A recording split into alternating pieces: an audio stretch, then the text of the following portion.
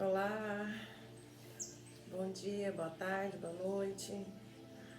Olá, olá, sejam todos bem-vindos. Começando mais um culto no lar. Entrei em cima da hora, né? Deixa aqui mais pertinho de mim que eu já não tô boa não. Acho que dá pra ver pela minha cara, né, gente? Acho que a influenza me pegou. Mas como eu vacinei, parece que ela tá incubada aqui, não sai. Eu não tô tossindo, não tô escarrando, não tô com dor de cabeça, não tô com dor em nada. Mas parece que eu tô em câmera lenta, assim, ó. O cérebro tá meio em câmera lenta, uma fraqueza, assim, que não quer sair. Mas vai passar. Vocês rezem aí pra mim, por favor. Hoje eu tô precisando de culto. Ai, vamos rezar, né? Parar de conversar. Deu 9 horas em ponto. A melhor oração eu amo. A melhor oração eu amo. Tu precisas orar, mas tu deves lembrar que a melhor oração eu amo. Amado Mestre Jesus, Mãe Maria Santíssima, começando mais um culto no lar, um momento de estudo, um momento de aprendizagem, um momento em que entramos em conexão com o alto, pedindo a sua proteção, pedindo a sua orientação. Pai amado, gratidão pela oportunidade da vida, gratidão pelo sol, gratidão pela brisa, por aqueles que passam por nós, que possamos receber todos os sorrisos que por nós passarmos, que possamos receber também de braços abertos aqueles que não estão querendo sorrir e proporcionar a eles um sorriso amigável, fraterno e amoroso, acolhedor e cheio de carinho. Que possamos amansar os nossos corações em relação ao próximo, em relação a nós mesmos. Que possamos ser a estrela guia daqueles que se encontram perdidos. Que possamos amar o próximo como Jesus nos amou. Que possamos ser amáveis, respeitáveis, olhando sempre a necessidade dos que mais precisam. Perdão por sermos ainda tão infantis e egoístas. Que a sua luz e a sua paz se estenda por toda a nossa semana, por cada caminho que escolhermos. E também, Mestre, que a sua luz se estenda na vida de todos aqueles que passar por nós, alegres ou não. Graças te damos e que dê por iniciado o culto no lar de hoje. Que assim seja. Que assim seja. Seja bem-vinda, Thaís. Thaís, quando eu volto assim da prece que você não entrou, eu sei que você tem suas obrigações, às vezes não dá pra estar comigo. Eu sinto tanto sua falta. Aí eu fico pensando, será que aconteceu alguma coisa? Será que tá tudo bem? Às vezes eu fico sem graça de ligar, falar, vou ligar pra nós, vai ser estranho, né? Eu ligar de repente, mas saiba que eu tô sempre pensando em você.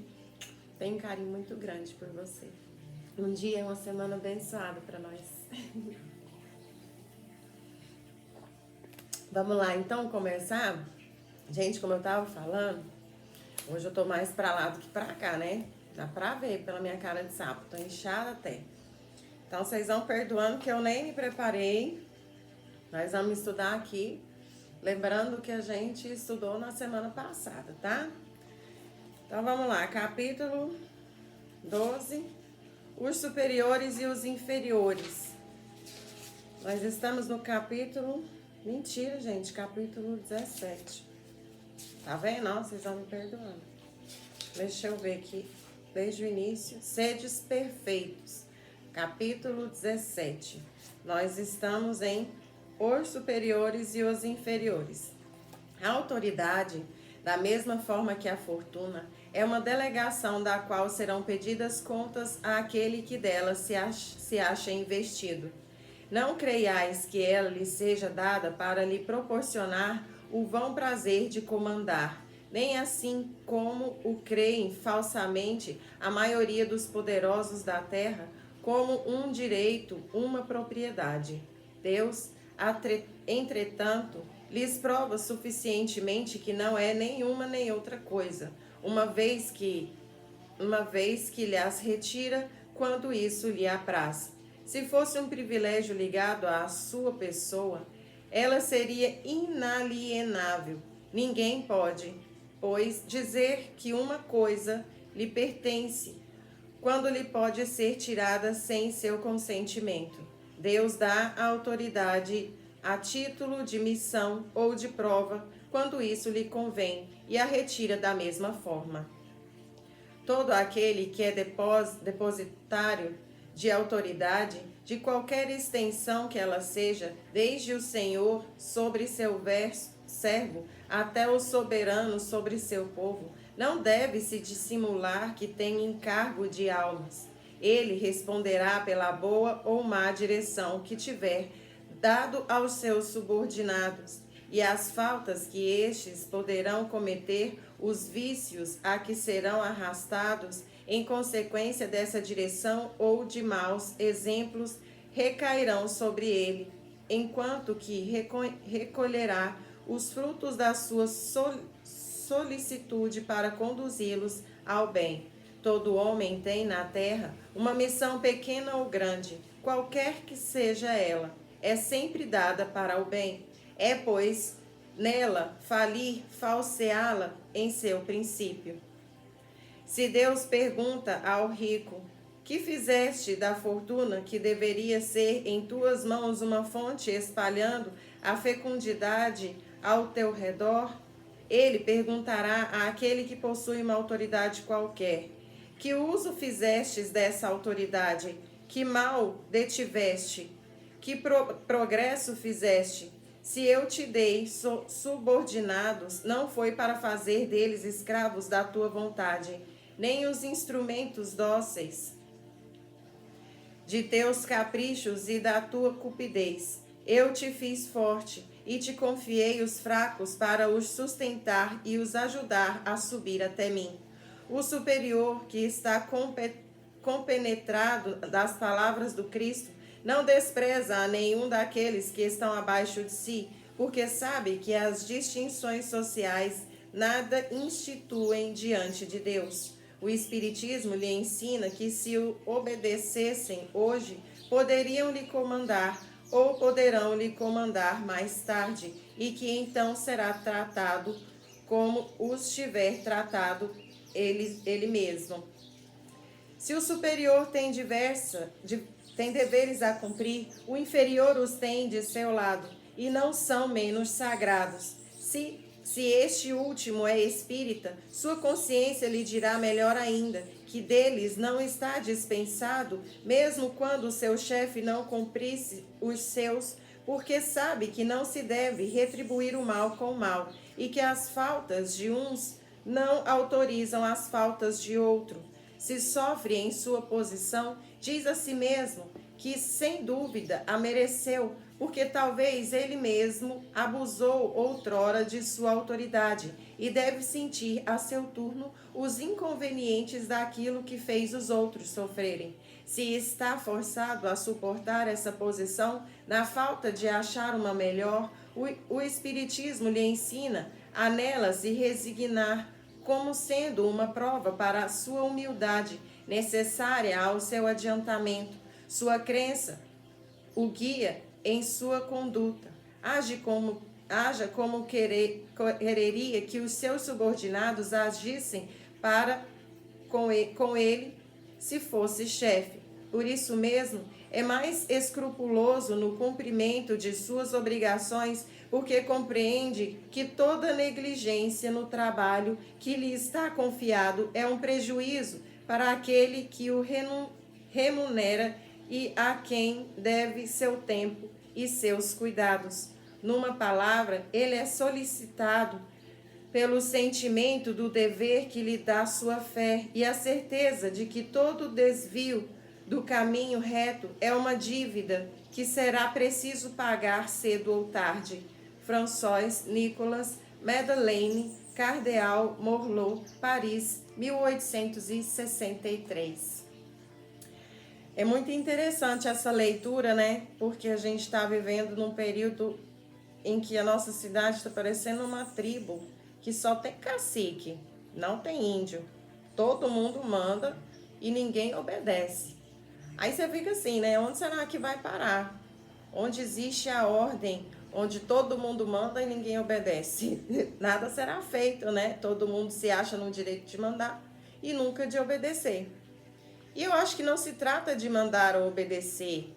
Eu acho que se trata de cada um saber onde é o seu lugar, qual é o seu papel. Se eu sei que eu tenho uma pessoa que é superior a mim, por que eu vou ficar enfrentando ela? A não ser que ela não seja uma pessoa humana. Seja bem-vindo, Paulo. O que é ser uma pessoa humana? Uma pessoa que tenha consciência de que está ali para cumprir um papel, não para te machucar, para te diminuir, né? Tem muita gente que gosta de estar na posição de líder, né? Não vamos falar de quem manda, não. Posição de líder, porque adora mandar. Mas até para mandar, você tem que saber o que você está fazendo. Não tem como você simplesmente sair fazendo as coisas à torta e à direita. E também tem que ter um senso de justiça muito grande. Porque a gente não pode fazer as coisas dentro daquilo que sempre me favorece. Eu tenho que reconhecer meus erros. Eu tenho que aprender com aqueles, né? Que eu tô ali tomando frente, porque a responsabilidade do erro deles vai ser minha, se eu for o líder deles. Então, o líder, ele tem que ter essa consciência, né? Eu tenho duas pessoas, foram duas gerentes com quem eu trabalhei, que até hoje eu olho e falo, gente, que ser iluminado. Primeiro foi a Janaína, eu trabalhei com ela no STB, maravilhosa pessoa, na hora do trabalho, gente, ela era gerente. Ela não dava massagenzinha pra ninguém, não. Ela era gerente mesmo, ela gerenciava, ela fazia, se ela tinha que chamar atenção, ela chamava, se ela tinha que elogiar, ela elogiava, mas dava 18 horas, ela se transformava. Gente, uma pessoa engraçadíssima, eu quase morria de rir dela, nunca que a gente ia lembrar que ela era nossa gerente. E outra foi a Camila, que eu trabalhei com ela no Amotê, uma pessoa extremamente madura, responsável e justa. Gente, eu acho tão importante um líder ter senso de justiça. Se o líder não tiver senso de justiça, cara, não flui, tá? Não flui. Se for aquele líder que quer chamar atenção, que quer aparecer, que quer ser o mais, também não flui. Porque isso você vai fazer naturalmente, dentro do que você sabe, dentro das suas qualidades, né? Então vamos nos atentar àqueles que nós lideramos e vamos nos atentar àqueles que nós precisamos para que nos lidere. Porque querendo ou não, a gente não sabe de tudo. Então sempre vai ter alguém que vai te liderar, que vai te ajudar, que vai te auxiliar, te orientar em algum aspecto, em algum ponto. E se o seu líder é insensato, sabe o que está fazendo, busca sempre conhecimento, é uma pessoa justa, não tem por que você deixar de cumprir o seu papel de subordinado. Né? Você tá ali é porque você quer ou porque você precisa. O seu líder é uma pessoa qualificada, inteligente, sensata, faça seu papel, né? E vamos ser mais humildes também em relação ao resto do mundo, gente. A gente está numa necessidade de mostrar que sabe, que manda, que todo mundo tem seus direitos, ninguém tem seus deveres, não é assim que funciona, não. Para ter os seus direitos, primeiro você tem que cumprir os seus deveres, né? Senão, não adianta recorrer aos seus direitos. Você não cumpre seus deveres. Como é que você quer ter direito? Então, vamos lá. Livro dos Espíritos. Nós vamos entrar em pena de morte. Nós estamos em lei de destruição. Pena de morte. Começando, então. Pergunta de número 760. A pena de morte desaparecerá um dia da legislação humana? Graças a Deus, aqui no Brasil não tem, né? Senão a gente ia ter o dobro de obsessor aí na cidade. A pena de morte desaparecerá incontestavelmente de sua supressão, marcará. Desculpa, de novo.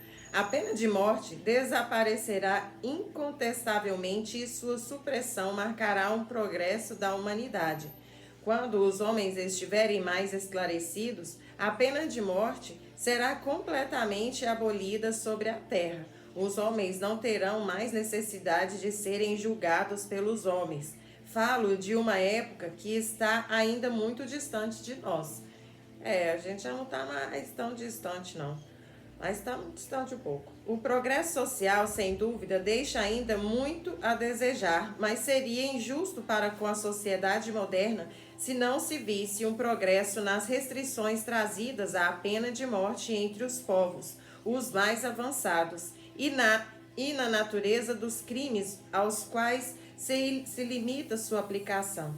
Se comparam as garantias com que a justiça entre esses mesmos povos se esforça para cercar o acusado, a humanidade que ela usa para com ele, ainda mesmo que seja reconhecido culpado, com o que se praticava em tempos que não são ainda muito distantes, não se pode desconhecer o caminho progressivo pelo qual marcha a humanidade.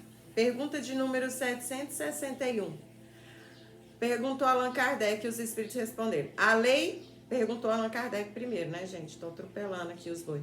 A lei de conservação dá ao homem o direito de perseverar sua própria vida. Não usa ele esse direito quando suprime a sua sociedade um membro perigoso? E os espíritos responderam. Há outros meios de se preservar do perigo, senão o de matar. Aliás, é preciso abrir ao criminoso a porta do arrependimento e não fechá-la. Pergunta de número 763. Não, é isso mesmo. Não, é a 2, 762. Se a pena de morte pode ser banida das sociedades civilizadas, não foi ela uma necessidade nas épocas menos avançadas? E os espíritos responderam: necessidade não é a palavra. O homem crê sempre uma coisa necessária quando ele não encontra nada melhor. À medida que se esclarece, compreende melhor o que é justo ou injusto e repudia os excessos cometidos nos tempos de ignorância em nome da justiça. Pergunta de número 763. A restrição aos casos em que se aplica a pena de morte é um índice de progresso na civilização? Peraí, só um minutinho, gente. Podes duvidar? Respondeu os espíritos. Teu espírito não se revolta lendo a narrativa das carnificinas humanas que se faziam outrora em nome da justiça e frequentemente em hora da divindade, das torturas que se fazia o condenado suportar e mesmo o acusando para lhe arrancar pelo excesso de sofrimento a confissão de um crime que frequentemente ele não cometera? Pois bem, se tivesseis vivido essas épocas, terias achado tudo isso natural e talvez tu, juiz, terias feito o mesmo. É assim que aquilo que parece justo em uma época parecerá bárbaro em outra. Só as leis divinas são eternas. As leis humanas mudam com o progresso. Elas mudarão ainda até que sejam postas em harmonia com as leis divinas. Pergunta de número 764. Jesus disse: quem matou pela espada, perecerá pela espada. Essas palavras não são a consagração da pena de talião? A morte infligida ao homicídio não é a aplicação dessa pena? Perguntou Allan Kardec para os espíritos. Eles responderam: tomai cuidado. Tendes-vos enganado sobre essa palavra, como sobre muitas outras. A pena de talião é a justiça de Deus e é Ele que a aplica. Todos vós suportais a cada instante essa pena, porque sois punidos pelo que pecastes, nessa vida ou em uma outra. Aquele que fez sofrer seus semelhantes estará numa posição em que sofrerá ele mesmo o sofrimento que causou. É o sentido das palavras de Jesus. Mas vos disse também: perdoai aos vossos inimigos e vos ensinou a pedir a Deus perdoar as vossas ofensas, como vós mesmos tiverdes perdoado. Quer dizer, na mesma proporção que tiverdes perdoado, compreendei-o bem? Por exemplo, ele está falando aqui da lei de Talião, né? Lei de Talião, porque tipo assim, como é que eu vou explicar? A lei de Talião fala que quem fere pela espada será ferido, perecerá, né? Só que aqui a humanidade está achando que somos nós que vamos fazer o outro perecer. Tipo assim, você me feriu com a espada, então eu vou ir e vou te servir. Não, Deus pode aplicar a lei de Talião, você não. Você não é Deus, você não faz justiça. Então essa lei é aplicada e muitas vezes você nem nota, você nem percebe, porque a grandeza de Deus, ela é infinita, nem você sabe o que tem no infinito. Eu vou falar por causa do cara, né? Não tem como saber o que tem no infinito, a gente não tem cérebro para isso. Então essa lei de Talião, ela é aplicada por Deus, é a lei de ação e reação. Não é você que vai lá, né? Me feriu, então eu tenho direito de ir lá ferir ele. Não, não tem não. Quem vai aplicar, quem é o juiz, quem vai fazer todo o jogo aqui embaixo é Deus, não é a gente. Então, por isso que a espiritualidade falou, tomai cuidado com o que você está falando, você está interpretando errado as palavras de Jesus. Não é você que vai fazer a justiça, é Deus. E nós estamos num planeta de provas e expiações justamente vivendo isso, né? Digamos assim, a lei de Talião, que quem aplica é Deus, não somos nós. É aquela leitura que nós fizemos lá atrás do Evangelho. Quem que nos lidera? É Ele. Então é Ele que vai fazer. A gente só vai obedecer, né? E muitas vezes a gente obedece e nem percebe. Por quê? Porque a gente é muito pequenininho, a gente não enxerga a amplitude do oceano que a gente está nadando. E vamos para a última, questão de número 765. Que pensar da pena de morte infligida em nome de Deus? E os espíritos responderam: é tomar o lugar de Deus na prática da justiça. Os que agem assim mostram o quanto estão longe de compreender Deus e que têm ainda muitas coisas a expiar. A pena de morte é um crime, quando ela é aplicada em nome de Deus, e os que a infligem são acusados igualmente de homicídio. E aqui a gente encerra. E se a gente for parar para pensar, vamos raciocinar, né? Vamos raciocinar dentro do que a gente estuda, do que a gente acredita. Porque a gente tem ódio de falar assim, não, eu sou espírita. Mas não vivo o espiritismo, não. Na hora que aparecer uma criaturinha aqui, um espiritinho, sai correndo, gritando, atravessa o deserto do Saara, correndo, pedindo socorro, chamando Deus, falando aleluia, sai em nome do Senhor. Não, mas eu sou espírita, eu acredito em vida após a morte, mas morre de medo de espírito. Então, gente, a pena de morte é da liberdade, porque a Terra ela é uma prisão, ela é um planeta prisão. Aí a pessoa vem pra cá, porque é um abençoadinho do universo, né? Um ser assim, nossa senhora, não tem planeta na galáxia que quer a criatura, aí mandou pra cá.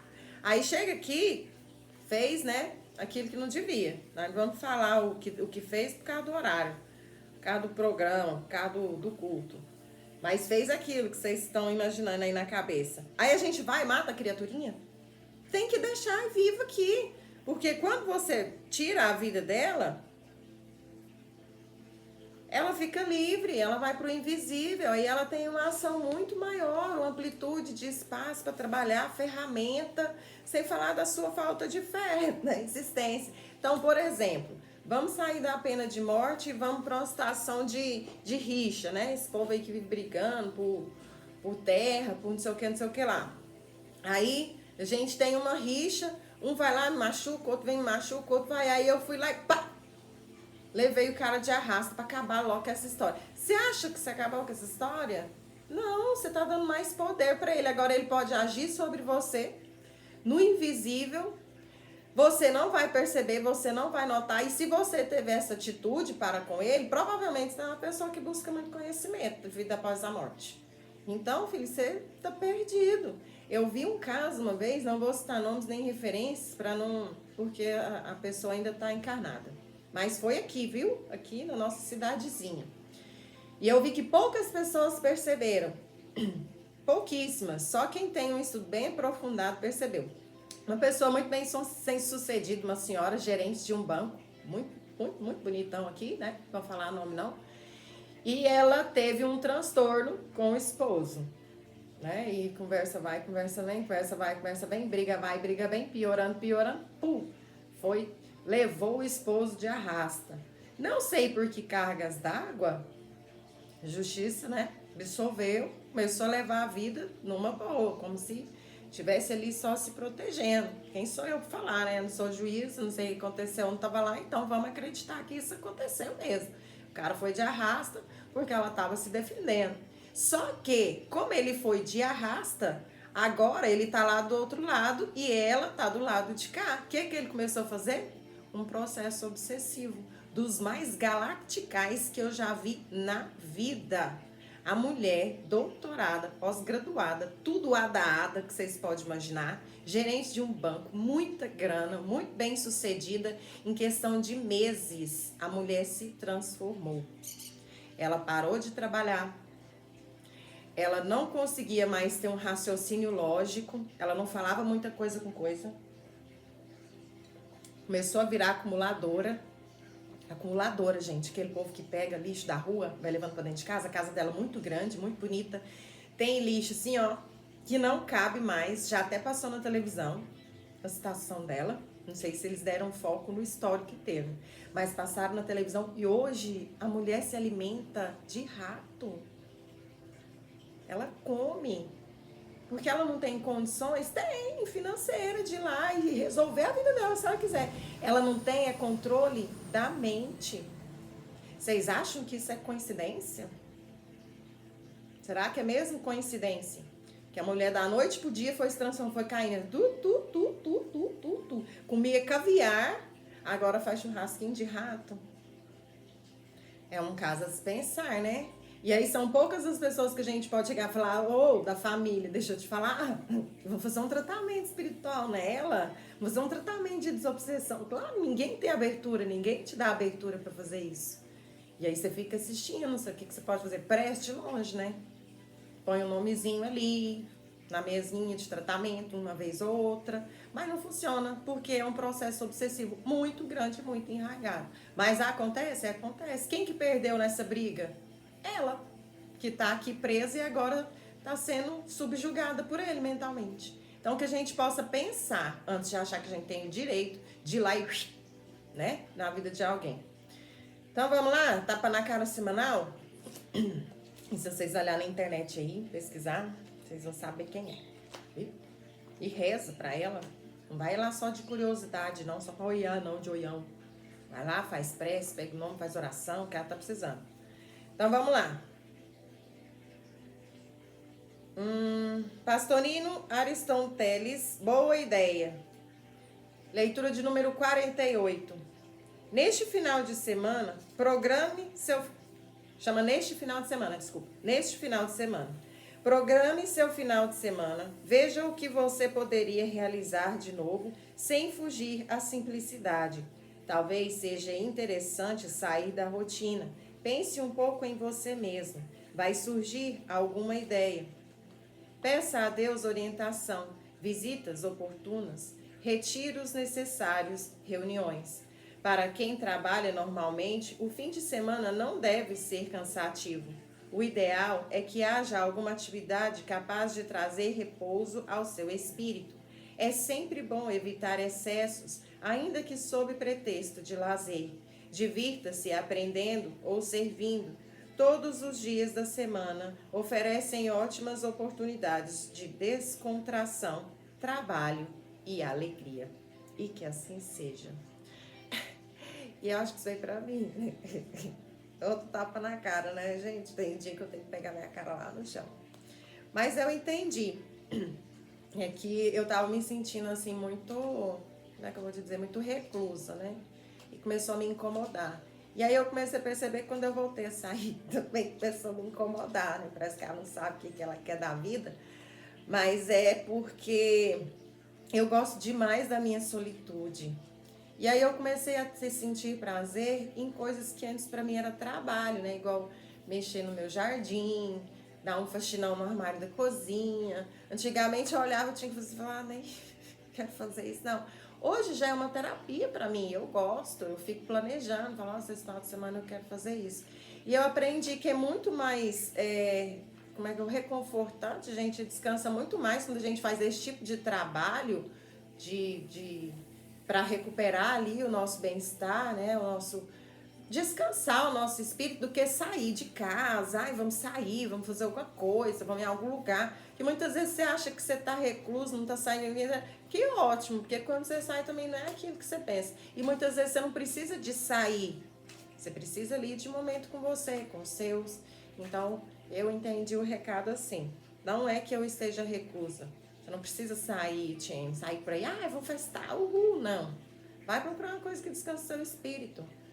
Então eu entendi o meu tapa na cara. Muito obrigada. Vamos lá, encerrar, fechar os nossos olhos, agradecer a Deus a oportunidade do aprendizado fraterno, a oportunidade, mestre, de conectar com o Senhor, de sorrir, de brincar de forma saudável.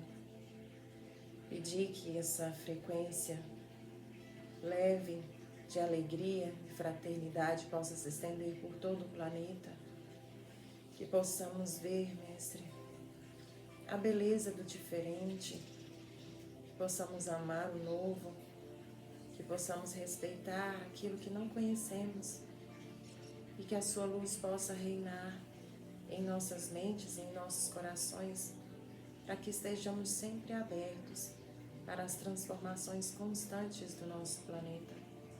Nada é estável, nada está inerte, tudo está em constante movimento, em um progresso infinito que nos abraça, que nos envolve e nos impulsiona para frente, para que possamos também evoluir como pessoas, como seres humanos, como espécie. Graças te damos pela oportunidade do aprendizado.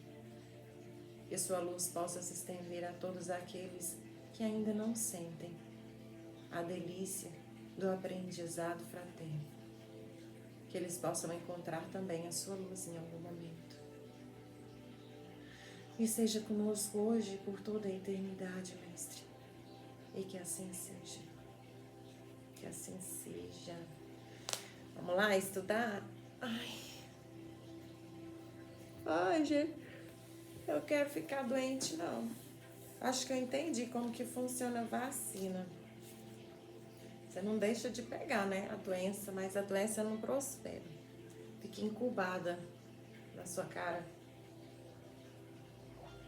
Outra que eu tô inchada, parecendo um sapão. Vamos lá? Herdeiros do Novo Mundo. É o nosso estudo. Deixa eu trazer para essa câmera de cá também. Herdeiros do Novo Mundo. Nós estamos ainda observando o médium. Nós não estudamos muito, né? Semana passada eu falei demais.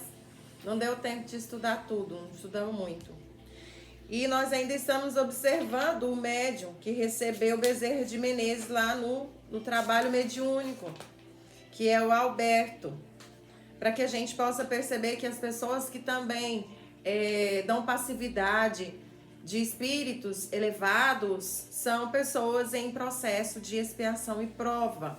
Não são pessoas perfeitas, não são santos, não precisam ser santificados, não são especiais, tá? São pessoas normais que enfrentam as mesmas dores e dificuldades que nós, meros mortais, aqui tá bem. E continuando, porque ele estava batendo ali uma DR com a esposa, que preocupa mais em fazer compra com as amiguinhas, né? Nos clubes da Luluzinha da vida, bancado pelo esposo, que fica preso no escritório o dia inteiro, do que ter que se preocupar com a educação, o futuro dos filhos. E ali os dois estão discutindo essa circunstância, a responsabilidade de ambos sobre o processo atual da vida dos filhos, totalmente desregrado e desequilibrado. Vamos lá. Leda ia dizer alguma coisa quando ouviu o complemento. Detalhe. Alberto estava falando que sabia exatamente o que ela fazia durante o dia inteiro, porque ela às vezes achava que escondia uma coisa ou outra dele. Mas além da facilidade mediúnica, né, que ele carrega de observar e perceber que a pessoa está ali mentindo, ainda tinha ali o amiguinho dele que acompanha ele, né, o mentor, inspirando a mente dele para que ele pudesse ter noção do que a esposa faz o dia todo. E quando ele especificou isso para ela, ela assustou e até acusou ele de estar seguindo ela durante o dia, né? Coisa que não é real. Leda ia dizer alguma coisa quando ouviu o complemento. E se você insistir em negar, o mundo espiritual pode continuar contando com clareza todos os detalhes da conversa ocorrida na sauna do clube.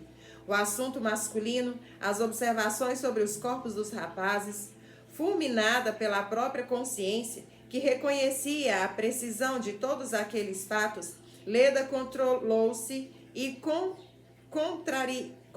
contrariadíssima, preferiu indignar-se em silêncio. Tudo tempo perdido, Leda. Em nossa reunião de hoje, Bezerra de Menezes nos alertou para a hora difícil pela qual estamos todos passando. Hora de seleção, momento de mudança, de sintonia moral, que definirá que rumo tomaremos. Alertava-nos para as dores que se aproximam, tanto do coletivo quanto do individual, a fim de que estivéssemos preparados para suportar os golpes e não mergulhássemos no desespero. Pensa você que não a quero como antes? Está enganada. Quero-a como outrora. No entanto, me entristece ver o seu descaso com as coisas elevadas, consigo mesma, e o dos meninos com o seu destino, como se suas vidas estivessem resumidas a aventuras radicais e a nanananas da pior espécie. Não posso falar, viu, gente, porque adorar. Não temos mais muito tempo para superar essas deficiências. Horário não, senão a plataforma me corta. A Terra está em reforma. A Terra está em reforma, querida, e os que não se adequarem aos novos padrões sofrerão muito e provavelmente não poderão aqui permanecer. Nada do que dissermos irá permitir que o evento renovador nos colha no caminho. Melhor, portanto, que nos preparemos para ele. Já imaginou se perdêssemos tudo, se nos víssemos doentes, se estivéssemos como o marido de Clotilde, ou como a própria, sobrecarregada com a dor do esposo e ainda por cima ridicularizada por suas falsas amigas? Quando foi que você ou Moira a visitaram, lhe estenderam a mão solidária para saber se ela precisava de alguma coisa? Aí ela responde secamente: nunca. Tudo isso demonstra o seu despreparo para entender o que significa a dor alheia e sinaliza para o tamanho da tragédia que ocorrerá quando o sofrimento se fizer dentro de nossas próprias fronteiras familiares.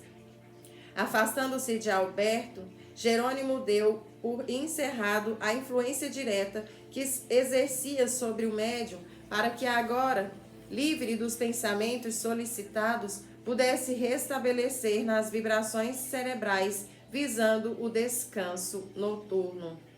E ele está falando aqui, gente, da separação do joio do trigo, tá? Toda religião sabe que isso está acontecendo, ou que vai, pelo menos, mas cada uma fala do seu jeito. As pessoas que seguem a Bíblia falam que é a separação do joio do trigo, e os espíritas que seguem a Bíblia, o Evangelho, a Gênesis e mais um monte de coisa, eles sabem que é a transformação do planeta. Mas tudo é a mesma coisa. Continuando. No entanto, todas as palavras que o médium pronunciava vinham tingidas pelas emoções de marido infeliz, de pai fracassado e de homem atemorizado pelas consequências de suas atitudes. Ele também se penitenciava por ter escolhido aquele padrão de vida, tentando fazer com que os seus entes queridos não tivessem de enfrentar os dissabores de uma vida de dificuldades e trabalhos. Ele se reconhecia igualmente culpado pelo novo insucesso de seus tutetores. Pelos mesmos insucessos de seus tutelados carnais. No entanto, estava tentando ajudar como podia, alertando os que amava, que em verdade mais pareciam zumbis, que usavam corpos de carne apenas para privarem os gozos do mundo. E é complicado, né, gente? Porque que pai, que mãe que não quer proporcionar tudo para os filhos. E essa é a hora que a gente precisa aprender a ter equilíbrio. Esses dias eu estava refletindo isso sobre eu e sobre a minha filha. Porque a minha filha, graças a Deus, nunca faltou nada para ela. Mas eu acho que às vezes é necessário deixar os meninos passar uma certa dificuldade, né? Eu tiro base por mim. Eu fui poupada muito tempo de passar aperto pelos meus pais. Mas por opção, até mesmo por um pouco de rebeldia, eu resolvi meter as caras no mundo. E isso me ajudou demais, me amadureceu demais. E a força que eu tenho hoje para enfrentar muita coisa vem daí. Dessa hora que eu falei, não, eu vou meter a cara no mundo, eu dou conta, eu não sou retardada. Então a gente precisa deixar os nossos filhos passarem as dificuldades do mundo, sim. Não é desampará-los, não. É deixar sentir o peso de suas escolhas. É muito importante. Continuando. Leda disse ele finalmente. Desculpe se amolesto com esses assuntos, mas em verdade o faço considerando que o maior culpado disso tudo sou eu mesmo. Minha conduta como esposo e como pai, procurando protegê-los das dificuldades, empurrou-os para as ociosidade e a superficialidade, onde eu também estava e estaria, não fosse a mediunidade que me convocou para uma outra realidade espiritual. E isso acontece muito, viu? E é um conselho que eu dou para vocês que são médiums. Tá começando a dar tudo errado na sua vida? Abre o olho, tá? É o pessoal lá em cima cobrando o compromisso que você fez. Paga agora, porque depois não dá mais tempo, não existe joguinho, nem negociação, nem jeitinho brasileiro, não. Compromisso é dívida. Você fez, faça a sua parte. E se me animo a lhe dizer sobre isso tudo, longe de mim desejar recriminar em você o que vejo abundante em mim mesmo.